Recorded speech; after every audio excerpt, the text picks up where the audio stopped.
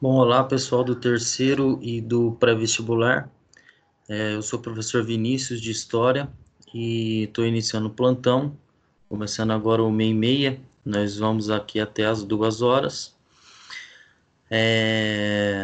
Inicialmente eu vou corrigir a tarefa passada pelo professor Felipe, pelo Phelps, e qualquer dúvida eu estou à disposição aqui no chat, ok? Vou compartilhar a tela aqui.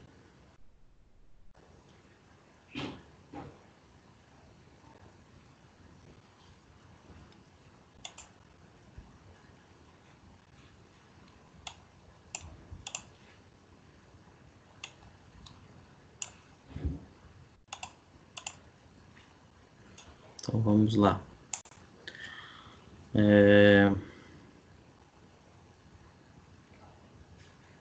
Então, setor 162, nós vamos falar do módulo 6. Na verdade, aqui nós vamos falar um pouco do território brasileiro, da expansão territorial do Brasil, né? E bandeirantes, atividades dos jesuítas. Então, vamos lá. Vamos iniciar aqui a tarefa passada pelo Phelps, então. Bom, primeiro exercício é o exercício número 102, tá? Sobre o Tratado de Madrid, assinado em 1750 por Portugal e Espanha, considere as seguintes afirmações. Então, a primeira afirmação: a colônia do Sacramento passou para a Espanha e os povos, e os 7 povos das missões passaram para Portugal, consagrando o princípio do uti possidetis. Essa afirmativa é verdadeira, tá? O uti possidetis é aquele princípio de que a terra ela passa a pertencer para quem de fato a ocupa, tá? A segunda afirmativa: a expulsão dos jesuítas foi fator importante para a eclosão da chamada Guerra Guaranítica, que ocorreu aí de 1752 a 1756, reduzindo os efeitos do tratado. Essa afirmativa também é verdadeira. O conflito aí entre tropas de Portugal e Espanha contra os índios, contra os jesuítas naquela região ali no sul do Brasil, e ali onde hoje é o Uruguai também. E na 3, as missões retornaram para a província do Paraguai. Essa afirmativa é falsa, né? Então aí nós temos a alternativa D como correta, apenas a 1 e a 2 estão corretas, ok?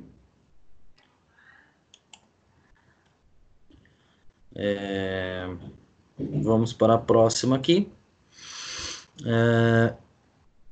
A 103. A Companhia de Jesus foi criada na Espanha em 1534 no contexto da Contra-Reforma, tendo uma atuação importante no processo colonizador da América Portuguesa. Sobre a atuação da Companhia de Jesus na colonização do Brasil, pode-se afirmar que aqui fala sobre os jesuítas e a atuação deles. Principalmente a questão da catequização dos índios e de cuidar da educação na colônia. E isso a gente vai encontrar na alternativa C. A educação foi um dos principais instrumentos de evangelização dos jesuítas, que fundaram colégios no Brasil e organizaram aldeamentos conhecidos como missões para catequizar os indígenas e convertê-los ao catolicismo, tá? Acho que essa é uma das mais tranquilas aqui que a gente vai fazer. Depois, nós temos o exercício número 104. Estou de olho aqui no chat, caso alguém tiver alguma dúvida, tá? Leia o texto sobre as origens de São Paulo, né? A estratégia de penetração para o sertão se foi amplamente aproveitado pelos colonos de São Paulo, nasce na prática da conversão jesuítica. Embora por razões opostas, tanto as incursões dos jesuítas, tímidas é verdade, não se empenhando muito além do núcleo piratiningano, como as bandeiras e as entradas dos colonos tinham o mesmo objetivo, o índio. O fragmento apresenta parte das condições que originaram. Então, gente, aí vai mostrar que as missões jesuíticas e as bandeiras, elas tinham o mesmo objetivo, o índio, só que um objetivo de um era um, o objetivo com o índio era um, e o objetivo com o índio do bandeirante era outro. Então, houve um conflito aí, né? Então, isso a gente vê na alternativa B, ó, o conflito entre colonos, entre os bandeirantes e religiosos pelo controle da mão de obra indígena, né? Presente no entorno de São Paulo, enquanto os jesuítas queriam fazer o aldeamento, claro, aproveitando a mão de obra deles também, mas principalmente aí para a catequização, os bandeirantes visavam aí, no caso, a escravização desses índios, ok? Então aí, alternativa B. Depois nós temos a questão de número 105. Ó, a peculiaridade da pecuária sertaneja no Brasil do século XVIII esteve ligada principalmente às relações de trabalho nela estabelecidas.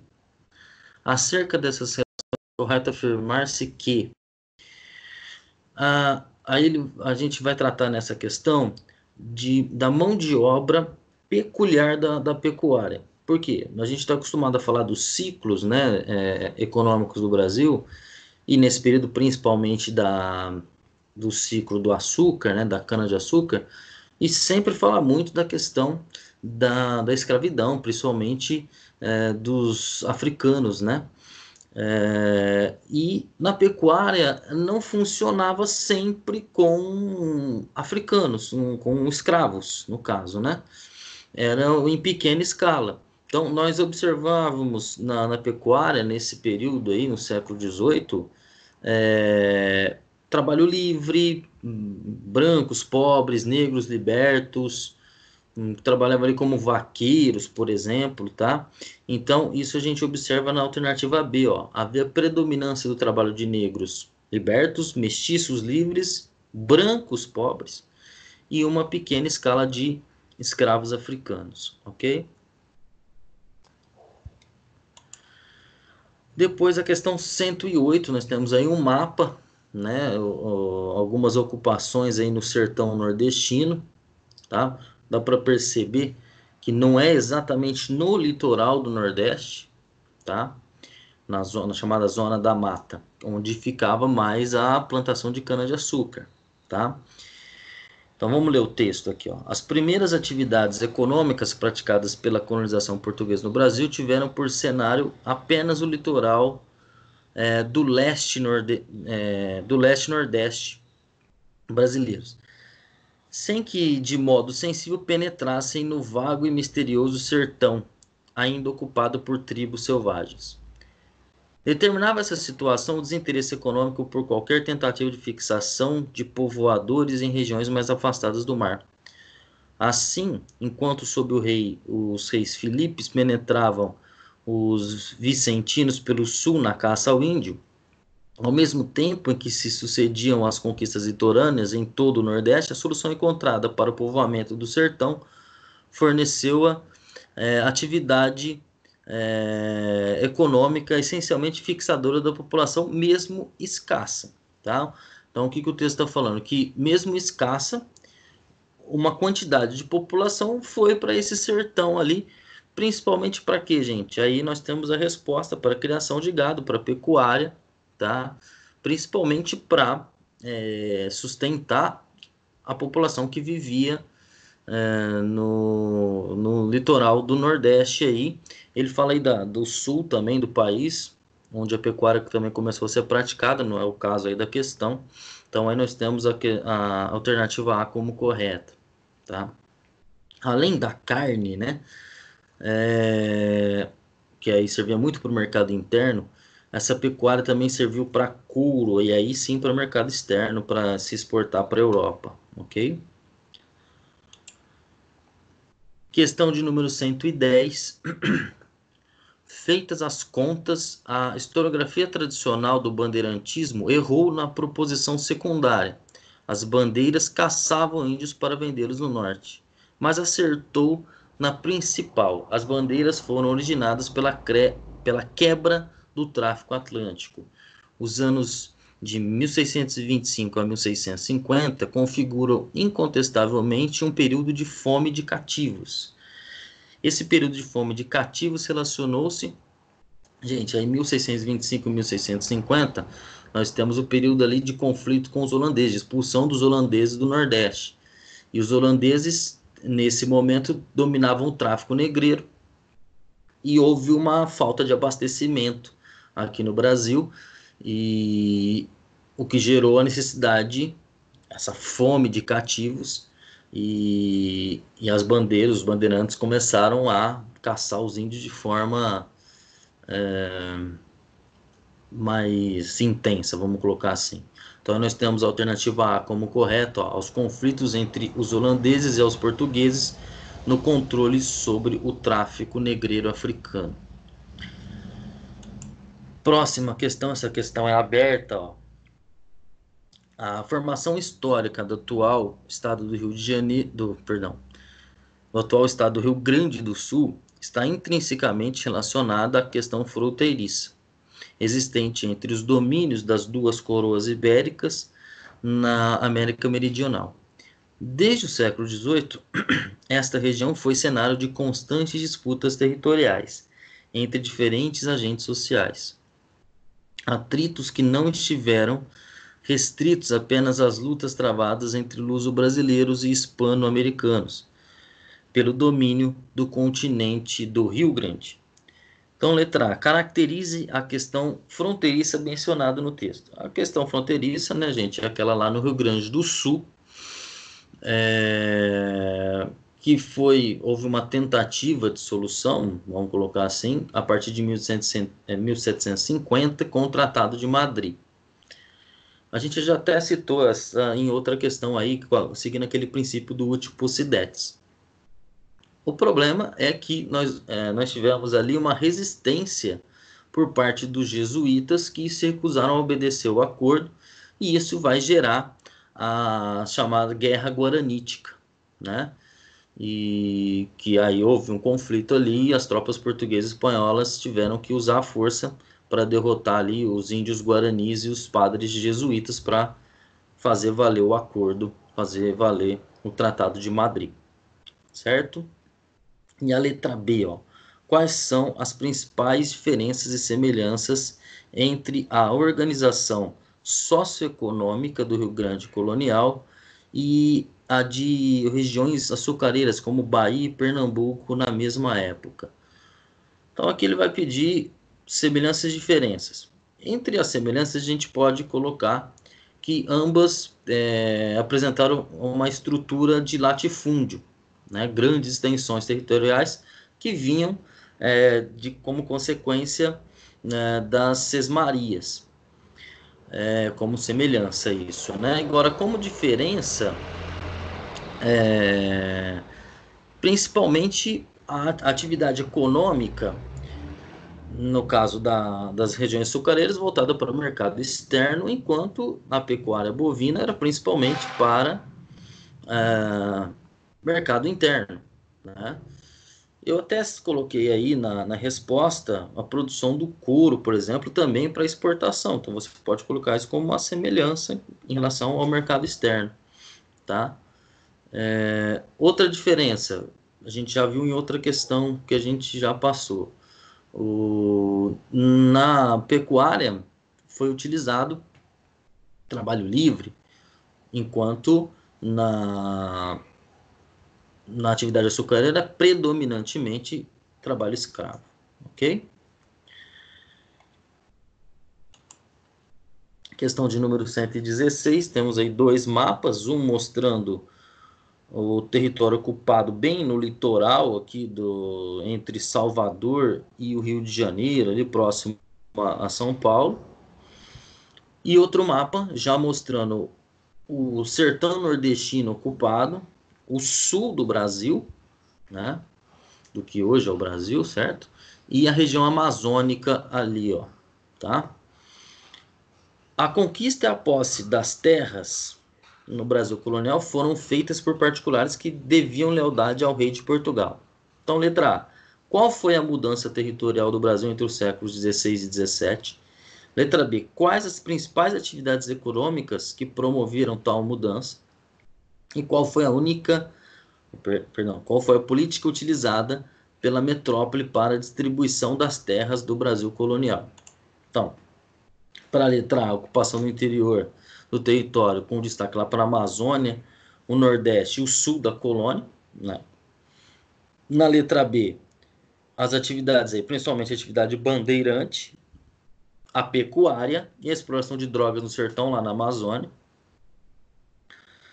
E a distribuição de terras era feita por sesmarias, né, a colonos para produzir ou para pagamento por serviços prestados à metrópole, ok? Isso gerou vários latifúndios aí no Brasil.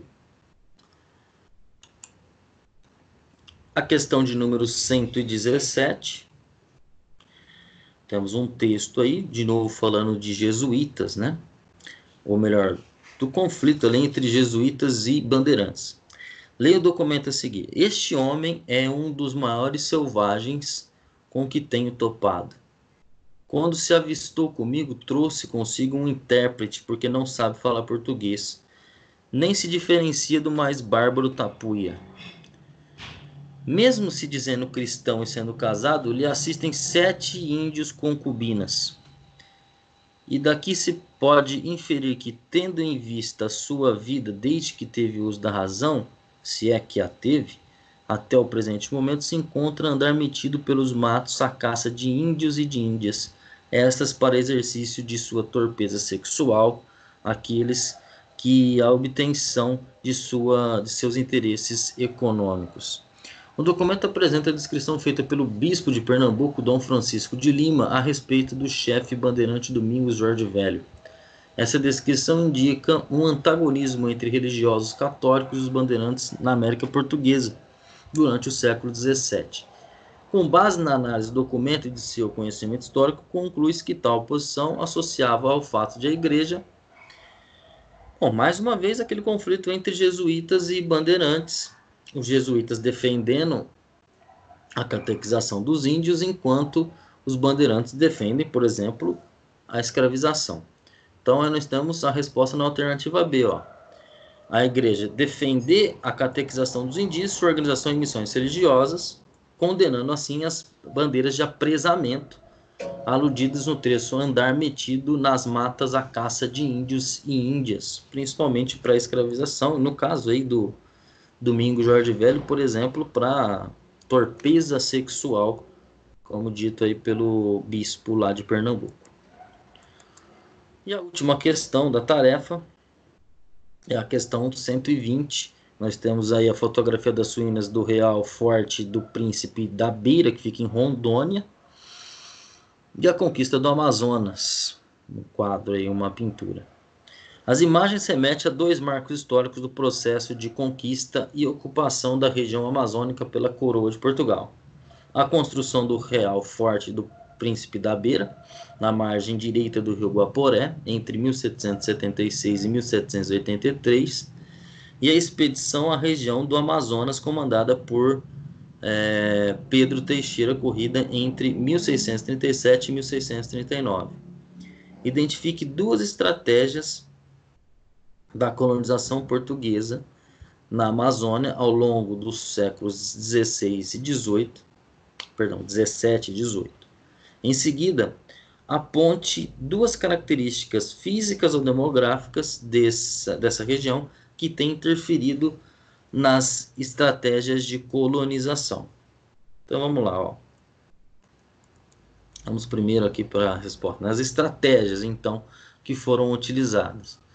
Ele pede para você colocar 2. Então, aqui tem uma listinha, você escolhe aí o que colocar, tá? Então, as estratégias, construção de fortes destinados à defesa de terras conquistadas, como mostra a primeira imagem. Utilização da numerosa população indígena local como mão de obra, principalmente pelos jesuítas, nas missões. Realização de expedições de exploração e reconhecimento do território, são as chamadas entradas e as bandeiras. Controle e uso da navegação de rios para assegurar a posse do território. Estímulo à presença de missões religiosas dedicadas à catequese dos indígenas. Exploração dos recursos naturais da floresta. que são, por exemplo, as drogas do sertão. E depois ele pede também duas características físicas ou demográficas. Então, a extensa floresta equatorial, né? Grandes vazios demográficos, bacias hidrográficas navegáveis, né? Dispersão dos recursos naturais pela floresta e existência de numerosa e diversificada população indígena são as características físicas ou demográficas ali daquela região. Ok? Finalizamos a tarefa. Eu estou à disposição aqui, vou ficar aqui até 2 horas